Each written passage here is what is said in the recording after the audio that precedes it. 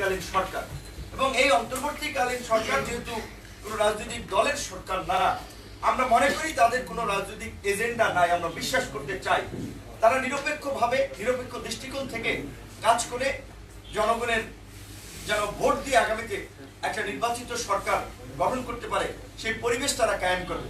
এই যে 15 বছরের যে আইন শৃঙ্খলা বাহিনী, সমস্ত এসপি ডিসি থেকে ঊর্ধ্বতন কর্তৃপক্ষ, পুরো আমলাতন্ত্র কিন্তু আওয়ামী লীগের বেনিফিশিয়ারিদের দখলে।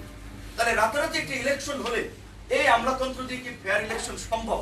এই আমলারাই তো প্রশ্নবিদ্ধ করবে। এই ডিসি এসপি ইউনো ওসিরাই তো এই গত 2-3টা নির্বাচনে আওয়ামী লীগের ভোট ডাকাতি করেছে, দিনের ভোট রাতে করেছে।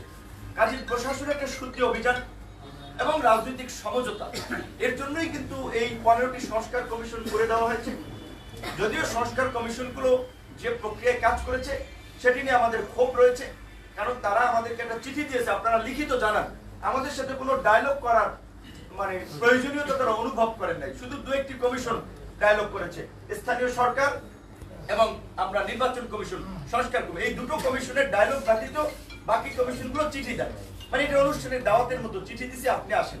তো সেই জায়গা থেকে বাকি কমিশনের কার্যক্রমগুলো নিয়ে কিছুটা আমাদের প্রশ্ন রয়েছে। তারপরেও আমরা মনে করি যেহেতু তারা একটা প্রস্তাবনা দিয়েছেন এবং সেটা প্রধান উপদেষ্টার কাছে হ্যান্ড ওভার করেছেন, প্রধান উপদেষ্টা বলেছেন যে সেটি নিয়ে তিনি তার নেতৃত্বে একটা জাতীয় ঐক্যমত্য কমিশন করে সবার সাথে আলোচনায় বসবেন এবং সবাই যেখানে একমত হয় এবং যতদিন তারা ঐক্যমতের ভিত্তিতে এই সরকারকে চায় ততদিন তারা ক্ষমতায় থেকে ততটুকু সংস্কার করে তারা আগামী নির্বাচন দেবেন।